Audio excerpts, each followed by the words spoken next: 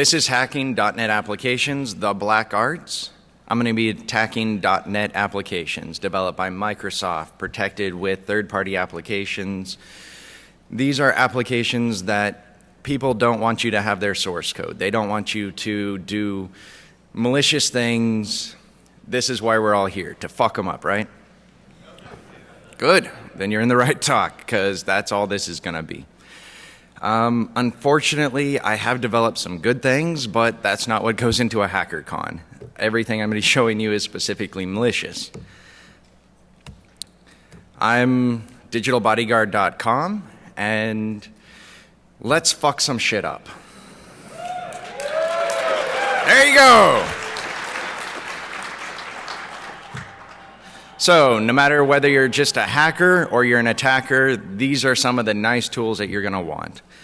You don't have to be highly skilled and have all sorts of IDA and machine code. This speech is targeted towards the average developer that wants to mess applications up. They want to look inside of it and do critically bad things to other people's applications. I'm going to talk about how to attack .NET applications, tools and methodologies for attacking, overcoming secure .NET applications, building keys, cracks, malware, and reverse engineering for protection. Whether you're a company or a hacker, this applies to you. And I'm going to fuck some shit up. Okay. Cracking and attacking. I'm going at it in memory and on disk. Attacking on disk, you gain access. You decompile. You infect the logic, drop some shims in there to get you in. You hook the logic and test. Your life cycle. Attack in memory, inject into the target application. Navigate the structure, edit and control the structure. Whether you're attacking in memory or on disk, the same conceptual paradigm applies. Do your reconnaissance. Understand what technologies it's using, what you think that their mechanisms for hardening their application would be. And do a little bit of reconnaissance into the company. Find out what other products they use and what other products they sell. Maybe they have a product that they don't particularly harden. Go look at that, and they probably use the source code over again. Reconnaissance is nice. Gain access to your target. Whether that's getting access to the executables or getting past any of their security methods, you want to gain access. You want to find the weak spots, the spots that let you get in and affect it, and the security is weak or the checking is weak, but you want to get in where it's easy. You don't want to blow a bunch of time, right? And you want to control what you need. You don't want to drop a lot of stuff in there that's going to bloat it. You're in someone else's application. Be clean and efficient. So attacking in memory at runtime. This is Gray Dragon, a tool that I'm dropping, free of course, just another injector that gets you in there, developed mainly out of .NET, but it's targeted specifically against .NET. This is going to take care of a lot of the threading issues and get you into .NET, which a lot of the other injectors aren't targeted at .NET. This specifically is. You inject into a process. It spins up a C++ bootstrap DLL. That spins up a .NET bootstrap DLL. This takes care of the threading and all of the issues that you would find if you injected into someone else's application and started doing shit. This helps it be more stable with less work on your part. And then it puts you in the application. That's where you drop in your payload. I also developed a few other mechanisms real quick. I'll cover that. I did a USB keyboard that types in. It goes into PowerShell, does a whole bunch of keystrokes, and then it drops Gray Dragon into your target and into the process, straight from keyboard. So you're not going to have a lot of forensics footprint. It's really nice because you're going into memory straight from keyboard. You're not touching disk, and it's going to be real clean. Also, I did a Metasploit payload last year. Same exact idea. Metasploit gets you in. I'm a little bit demo heavy, so I hope you enjoy demos.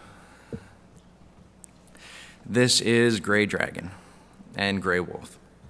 So Gray Wolf is a nice decompiler. You can drag any executable and it will get you your basic things, right? This is a program that destroys files on your hard drive. I'm going to cover injection first, but this is something that's going to be very important later on. Gray Dragon gets you inside of your target. This is the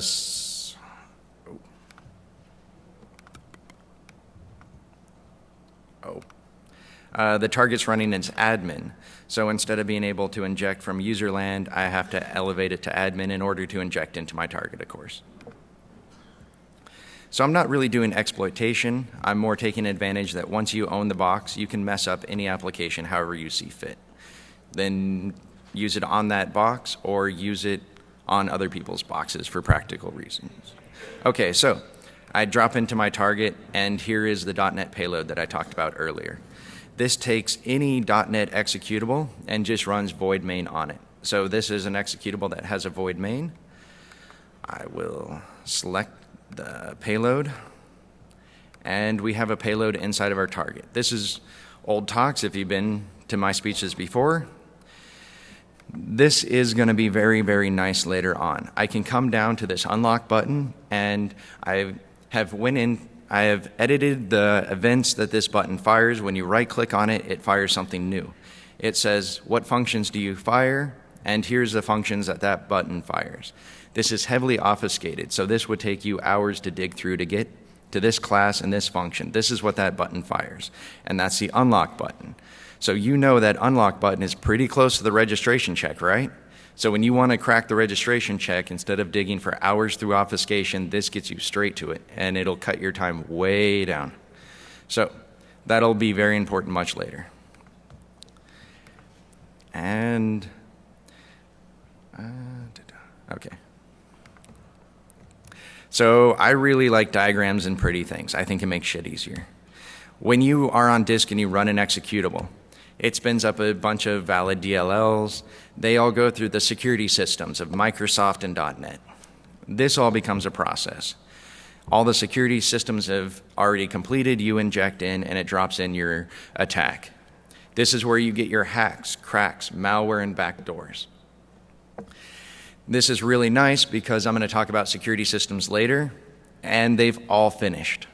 At this point, you're injecting after I've seen 2 security systems used by 2 companies that can do anything against this. Every security system I'm going to talk about for the rest of this, you can basically add and injecting in memory gets right past it.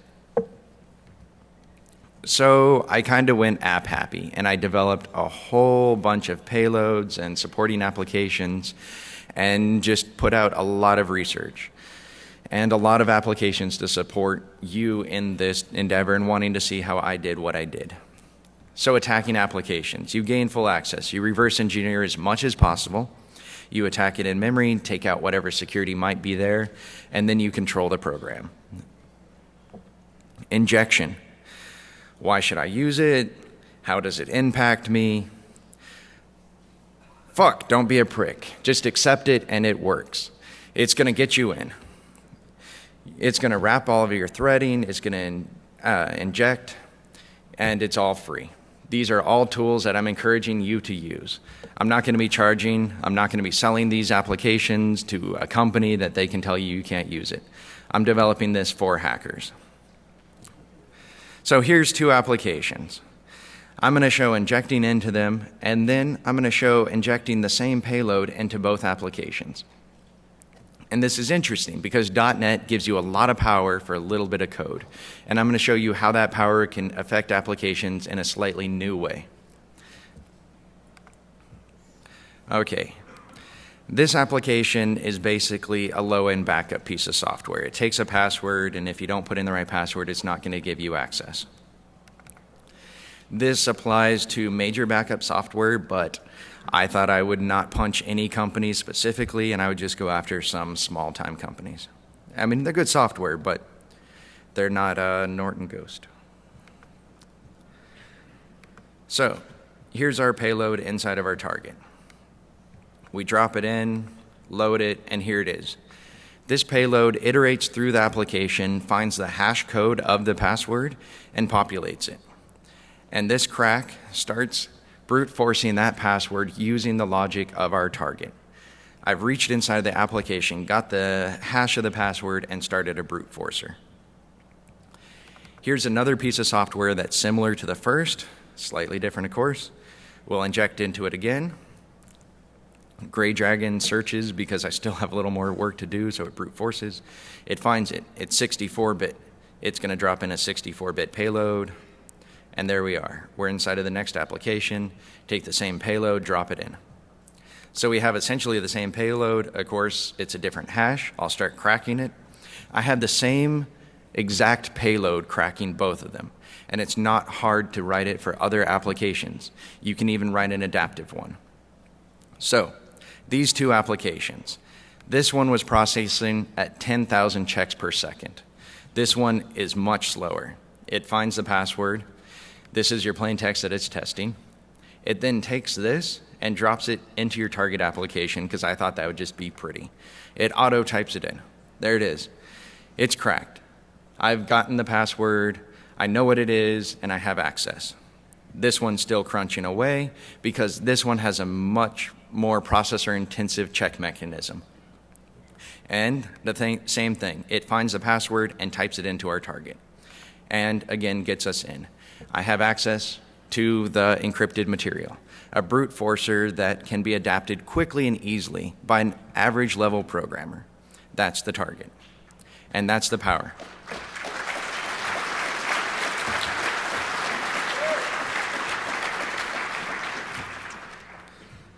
A little bit of cleanup from the demo. All right. A lot of this injection I covered last year.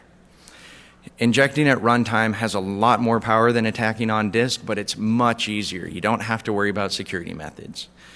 You can catch my talks, Hacking .NET Applications, a runtime attack, from DEFCON. I presented at Arsenal at Black Hat last year, AppSec DC, DojoCon. I have them up on my website, and this will walk you in depth through attacking in memory. Pretty much the same talk now, but an entire length on just attacking in memory. So attacking in memory and on disk. This is the other distinct half. Attacking on disk doesn't quite have as much power as attacking in memory, but it is much more permanent and effective, but requires a little more skill and finesse. Grey Wolf is a decompiler I wrote specifically for attacking .NET applications, not a decompiler that gets you access to the source code, but a decompiler for attacking. These are including the mechanisms that I normally use over and over and over again. This is by no means complete. It was an internal tool that the best decompiler that was on the market was free. A company bought it, said they would keep it free forever. They then started charging at phones home. You need to give them your credit card. And I no longer pimp their products, so I released my internal tool. And it's free. It gets you access into other people's applications and brings along a lot of the things you're going to need to attack on a daily basis. Grey Wolf iterates applications of the .NET ilk specifically, and that's its sole purpose. You drag and drop an executable or a DLL. This is decompiling. .NET gives you source code. It is an intermediate language. As long as it's unprotected, you're perfectly fine. You're going to see proper classes, namespaces. You're going to click on a function and see source code. Pretty much what the original developer wrote. This is very, very effective for making cracks when you're trying to black box test something and you have the source code, as well as the ability to quickly manipulate it. That's what this is specifically for. And we'll do stuff like, if it's an obfuscated or unobfuscated application, you might want to find main. So I wrote a find main button. It simply moves you down, and this is main. People can change the name of main, and it can be hard to find. And here's their main, and then you can start seeing if they put any protection mechanisms or sanity checks at the beginning of their application, all that. And you can do stuff like change whether something's public or private and all that. I haven't completed everything you need, like changing public and private for the classes, but it's on the functions because I had a project where I needed to change the public and private on a function. So as I either receive people that want to support it with monetary funds or I need it, I add features. And then you get free features. That's Grey Wolf. So attacking on disk. You connect in and you access. You decompile it and get the code and base technology of your target. You infect it and change your target's code to accomplish whatever goal you might want. You exploit whatever logical vulnerabilities or technological vulnerabilities that might be there, and then remold your application and deploy.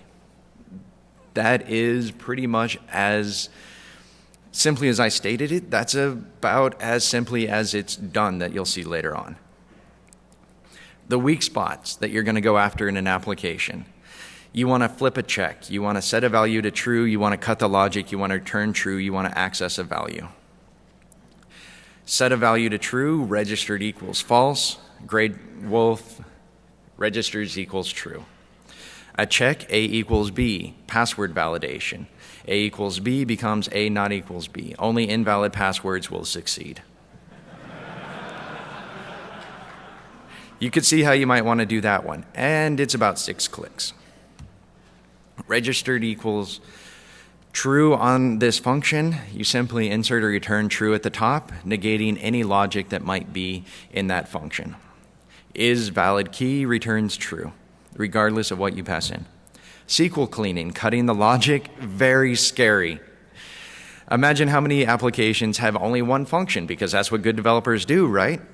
And it just returns the original string. It's been cleaned, sends it up to the server. Who would not actually take advantage of that? Valid password. Accessing a value is much stronger than you might think. When you have access to the internal variables of your target, you can do awful things, like show the value you're comparing against. Instead of just subverting that check, you show it. Or put it in the clipboard, save it out to disk, whatever you want. You can just iterate the whole program and show every variable. This is much stronger than I had anticipated. Registration checks. We want to make keygens, right? That's a question. Clap, clap, clap. There you go. Okay, so keygens and cracks. This is, from my experience, the top mechanisms that they use. They'll make a public and private key, they'll sign a XML, and they'll push it down to your machine. Inside the application, it'll decrypt it and execute it. This is subverted by changing the key. You simply change the public key, and it's yours. All of these things are from 6 clicks to 5 or 10 minutes. They're pretty easy on unprotected applications. The next one is a little weird, but I see it so often. You take your name and the registration code, you do a little bit of math, and you compare it to a known value. You ask it what the known value is, and that's your keygen. That's it. Calling the server, you hack the call. You just mess it up. Whatever they're calling, whether it's a UDP packet or a TCP connection, you just mess it up. Demo equals true. It could be false, and it might. Complex math, this is my favorite because it's like a Rubik's Cube that someone meant you never to solve. You sit there and you chop it up and you break it with complex math. It's always fun. And 1% of the time, they'll actually ship the key generation with the product. I'm sure it made sense to someone to put the key generation inside of the application and ship that to you. You simply go there, you fire it up, you put in what you want, and you get the key generation, and you don't even have to write anything. And it's a little more than, it's 1% of the time, plus or minus. So, public-private keys. Like I said, if you can beat them, why join them? You have some complex math that you would have to do to break it, or you just set it to an easy key that you have. And then you ship the product, and you can turn out as many keygens as you want because you own the key. Server call. It points to whatever you want. The system ID, you put in some easy value to manage. You simply give them whatever would solve it, and that's it. Registration code replay attack. This is just fun. You have a name that you pass into a function. It returns whatever that function would do to that name. It then compares this to your registration code. If these two match, if they don't, you're not registered. Like I said, replay attack, you take the value and then you play the game again. Of course, some people will add more things where it seeds with registration code or something complex math, and it of course works. Complex math, my favorite. You chop up the math into its individual sections and then you attack each one of them individually. I like to start from the weak one, go into the strong. And for dev purposes, I recommend that you put a brute forcer on each section that you haven't completed. And so as you beat the weakest one, the rest of them are brute forced and you can validate as you go through until you've removed all of the brute forcing and you have a pure key gen. We would like to see that, right? Okay. Well, as some company might be mad if I showed how they did their registration check, here is a white boxed application. Drag and drop it, you get access to the source code, and at home, at your leisure, you can look and see how this is done. So it takes your username and your key and doesn't work. Of course, there's a keygen and it works, all of that. So you pop open the application that you want to keygen, you target into what that button does that I showed you earlier, which happens to be key check, because a lot of people use good naming, right? So a lot of them will put something like, this is version 12 of our enterprise application, and they'll tag that at the front of the key.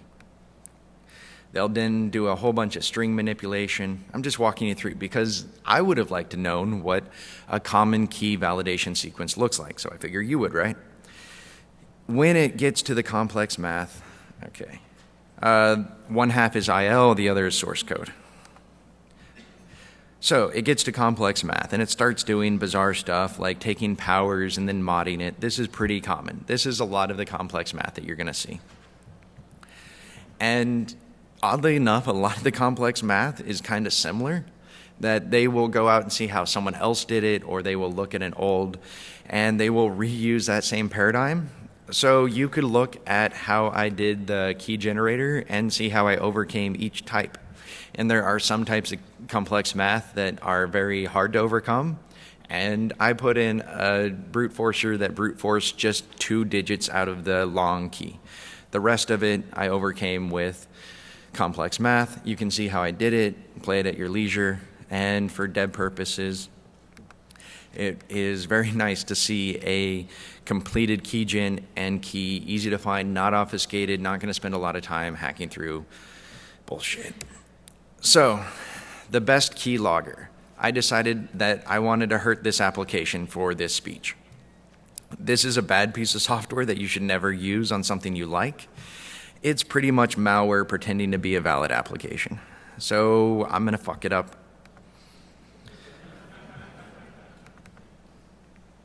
Okay.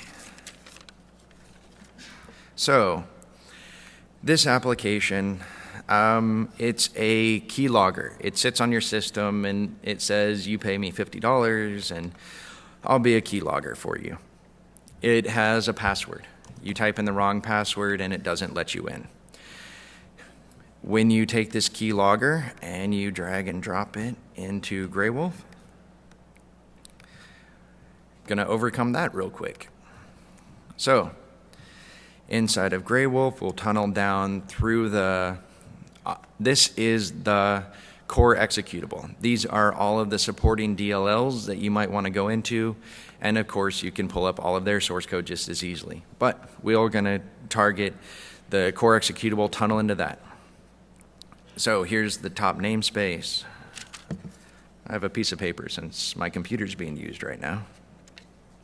And there we are. So classes, forms, and unlock. Here we are, the password validation sequence. We'll open this up. I designed this tool specifically for demos in mind so I could zoom up the code for you.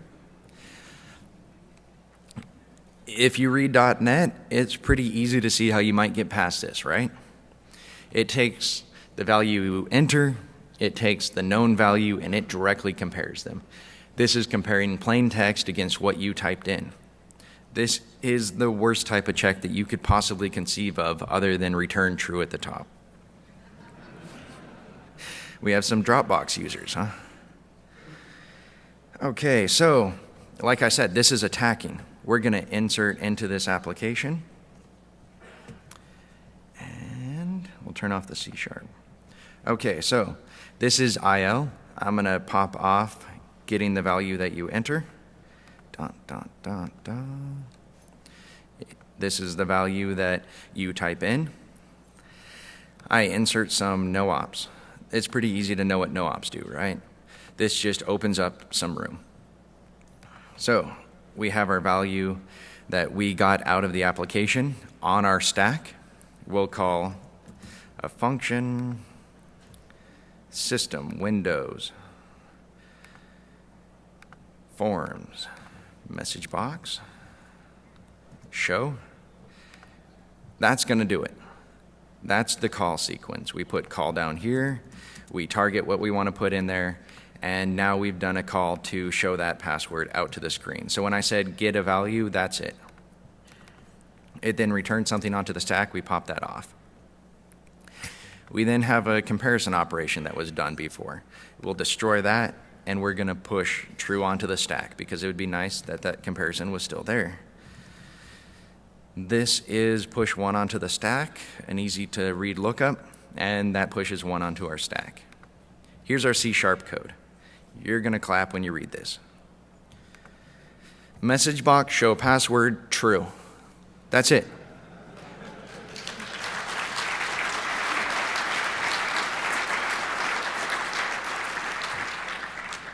We then come up here, save it out, an executable with an easy different tag name. It's saved out. It's on disk. Open it up. Type in gibberish. This is the password. Win.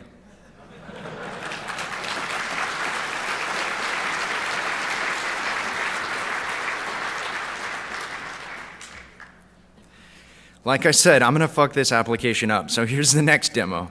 We're going to attack the key generation on it.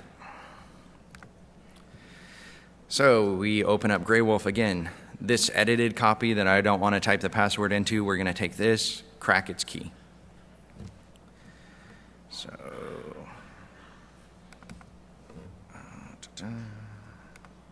drag and drop it. And this compiles a good version of it, all that. So that took what? Probably might take you a minute to do. And now I'm going to crack the key. That is classes. I'm using paper like a Luddite. Okay. System.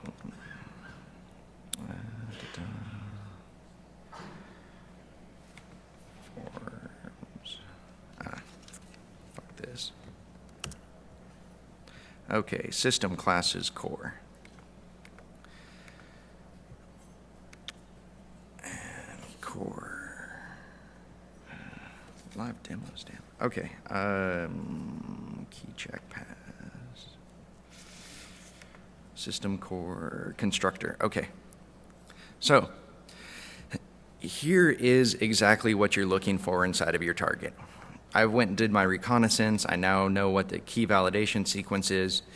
This is a string that I did before this. I'm going to take this string, come in here. Here's our target. I'll go through the IL. And here's our target. Replace it. Here's our C# code. So that little change is the rekeying sequence. That's it.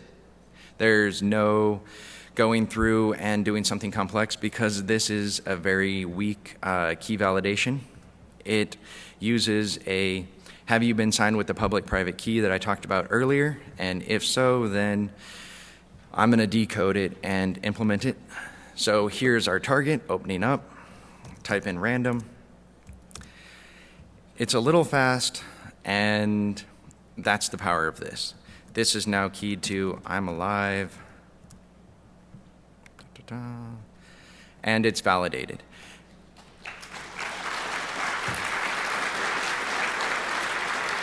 I mean, that seems a little simple, right? Like, I replaced one string. And that's kind of the power. Like, I can say in 6 clicks, you can rekey an application. You don't have to know IDA Pro and be hardcore. You have a validated full, it looks legit, like there's something hardcore going on, and it's at one string. This takes a couple of minutes to read through their code, see how their key validation is done. Oh, I have to replace that. I want to use whatever complex algorithm. I'm not going to disclose it, but when you read through their code, it's pretty easy to make that random string that I threw in there. So they do have something weird going on where they do crazy obfuscation, where they literally do crazy obfuscation. I'll talk about that. And they have taken bad coding practices and just started shoving code inside and ripping code off of other people. And so they lie to you about they're doing this, that, and there's a lot of just bizarre shit going on, literally crazy. So one of their classes, when you type in keys, it's encrypted. It uses a hard-coded key, combines this with your password. It then does AES. And there's another one where when it writes out, it uses triple DES, a bunch of hard crypto. However, in some of it, like the triple DES, it only uses a hard-coded key, it uses zeroed vectors, and it stores your password in the plane. So it might be easy to decode, right? I was like, oh, I can do that in an hour for the conference. So a couple of days ago, me and some friends started coding it up. And here it is. Here's the decryptor. And I'm not going to give it to you because they're literally crazy. Instead of using any of that crypto I talked about, they simply used something obscure like ASCII to encrypt it and then saved it out to a file. They have all of this hard crypto and then they don't use it. So I spent a couple of hours for this to develop that application that I showed you, and then they don't encrypt it. So I mean, good obfuscation, like that threw me for a loop. That wasted a lot of my time for no good reason.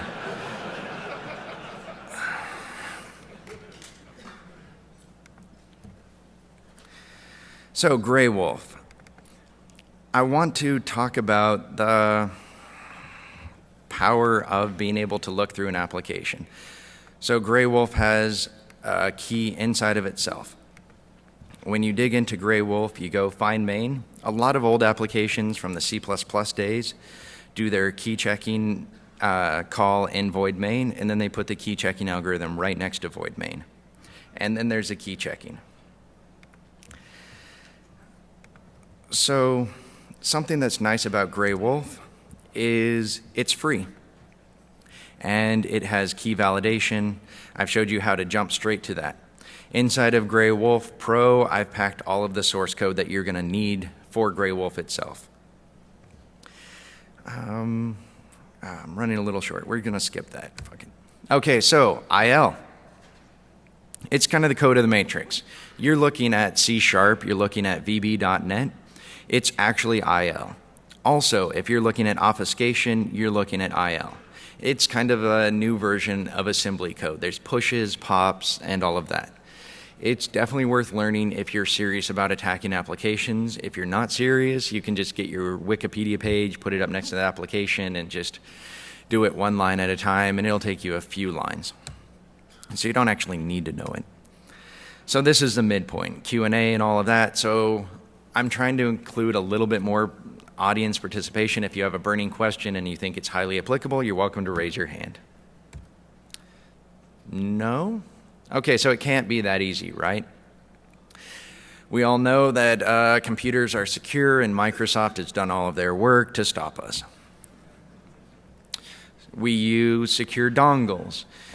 We phone home and do registration checks. We do looking for updates and DB calls and Twitter, whatever, and we have crypto objects on our secure application. These are all nice targets because programmers segregate their code nicely.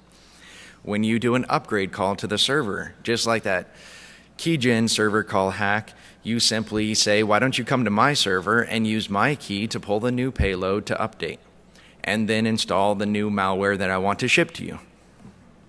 You want to leak new data that when your application phone's home, you're going to send a little bit of exfiltration data and add your backdoors. That secure USB dongle, a lot of them use return true, which is really scary when you're showing an executive, here you go, here's your $30,000 dongle. And crypto, chop it off, replace it with your own, whatever you want.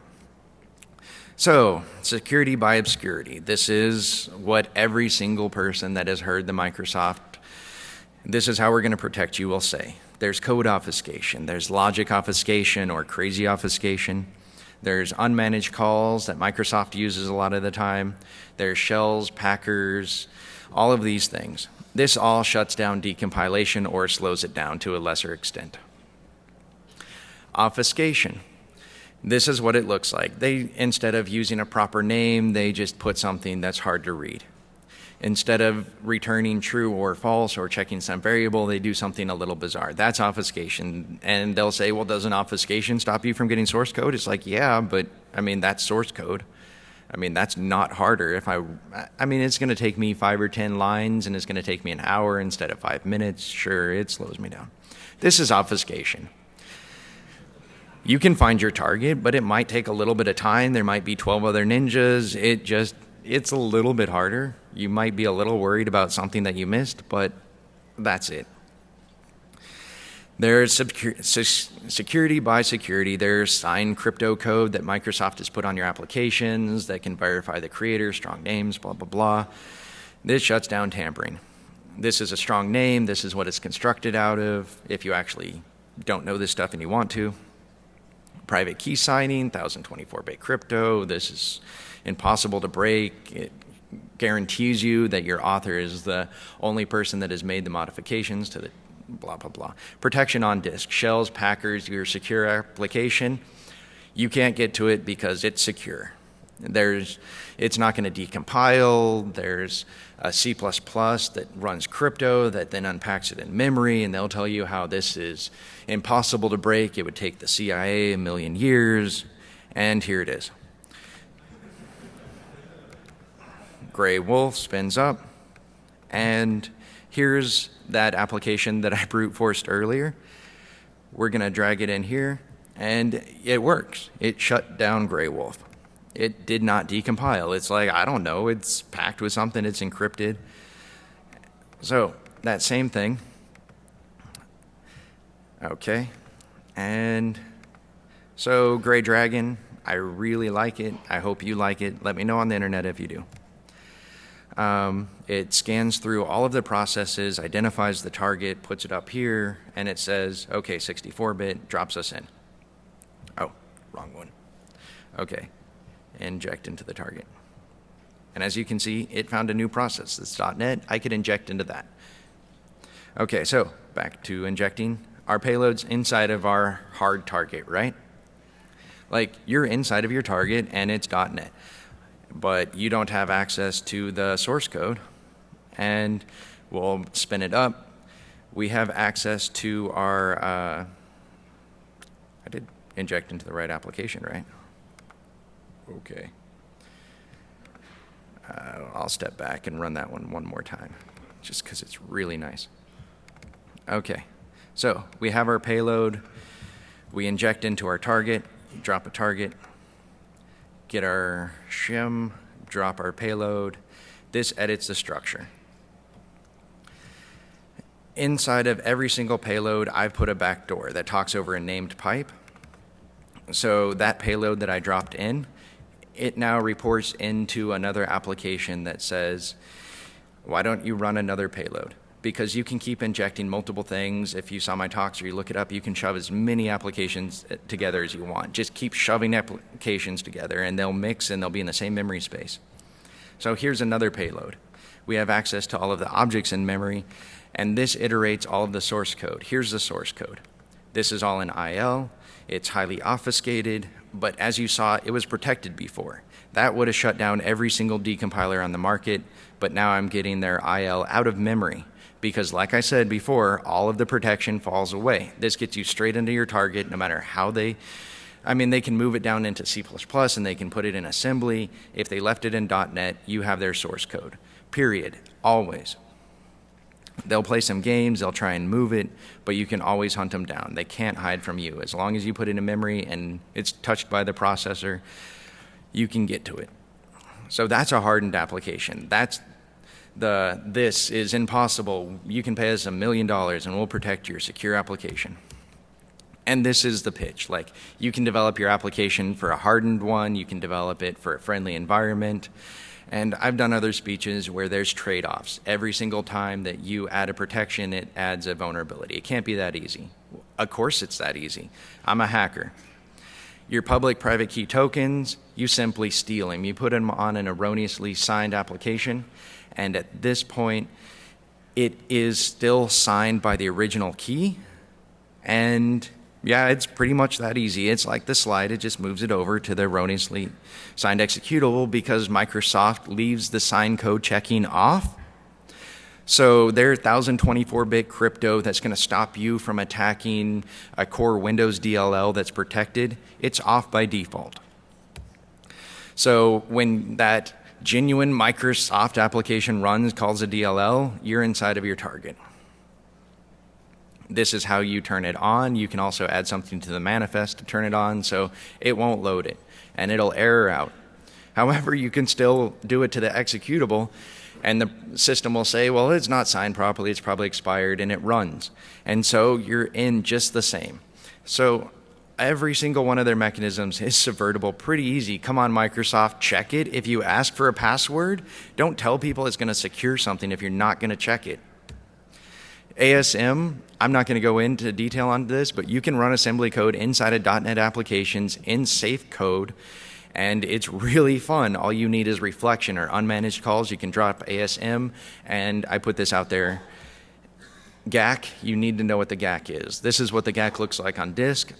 You take out desktop INI, it's a regular folder. There's a bunch of GAC, there's a bunch of native images that you have to destroy. The GAC just goes on. And this is why you need to know about the GAC. When you call an executable, it puts its DLLs in the GAC.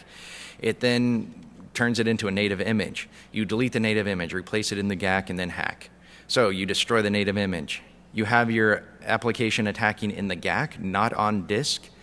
So it is calling into the GAC. It's attacking out of the GAC. They whitelist. They go through all of the program files. There's no changes, but you're attacking out of the GAC. Some random ass application is being attacked instead of program files in Windows GAC.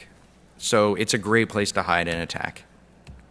Attacking from the same framework, same idea, it becomes a process. You infect the framework, every application calls a framework, and then you're in the process. So you're globally in every single application on the system that runs .NET. Visual Studios, there's a exploit in Visual Studios to run arbitrary code, and it brings up, oh, you downloaded this off the internet. You could be in danger, Will Robinson. So it runs arbitrary code when you open a form. That's what it does. So here's an application that it ran. I talked about this last year, but real quick, there's code inside of the constructor of a user control. It runs a constructor every time you view the form. And there's a payload that elevates past the UAC automatically, UAC hacks, all that. It would automatically elevate past the UAC and then shim and attack applications inside of Microsoft, those signed things that are hard to attack. Here's a payload that I developed to show that off. Something that should be hardened, say PowerShell. I inject into PowerShell, modify PowerShell. This would all be completely silent, so you can imagine that the user opens the code, looks at the form, doesn't click run, opens PowerShell, and then something like this happens.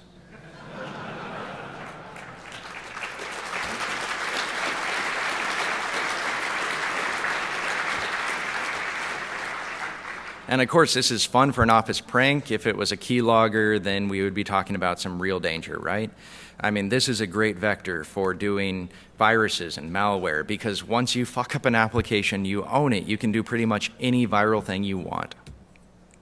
So you're not a hacker. You can defend your applications with this. You can harden them. You can verify your tools that you're downloading. Like, you download my tools, how do you know that I'm not screwing over your applications in your system? You can look at my source code. This is very defensible. It's something we should do as a small part of our community for the rest of the community. When you look inside, You're going to be able to take control. Don't be helpless, all that. You're going to find that all of the keys, you're going to find passwords, technology, weak spots, good code, bad code. You're going to find out what kind of security login. You're going to find out what kind of data leakage is happening. You're going to find out what kind of keys. You're going to find out what kind of crypto. It just goes on. You're going to understand what that application does. And here is Aircrack, just because I thought I would show something positive instead of something negative. So here's Aircrack. It's just a little GUI that they threw together, and bam. It's prettier, it's better, it's a little more user-friendly. I can now upgrade Aircrack. And this is something that you can use not just to attack, but to make things better. So your malware, there's 1% of us that make malware. How do you hide? You use the same things. Use shells, cryptos. If they call unmanaged code, you break out and attack.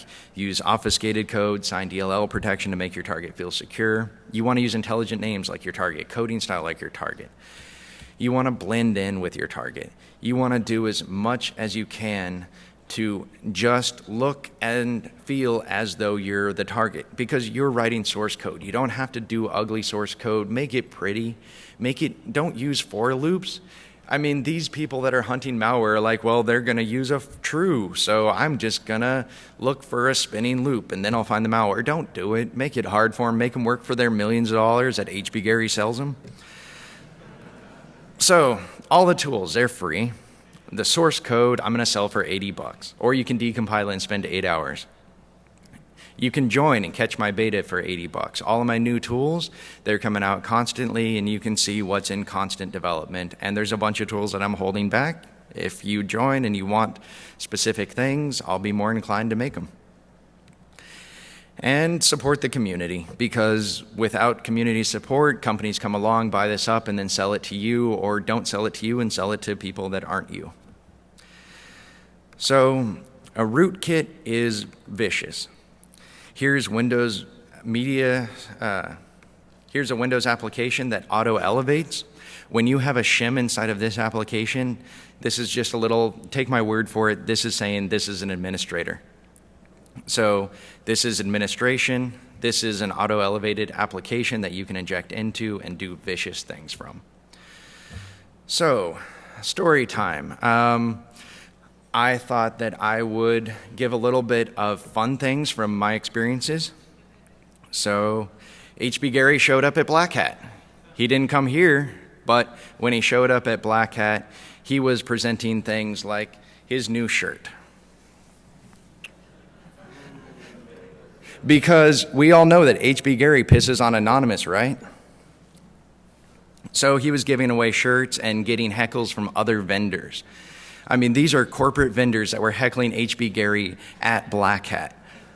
How sweet, right? So, if there's any last Q&A, and if anyone wants this shirt, raise your hand. I didn't see any hands. Oh, there's a hand? Okay.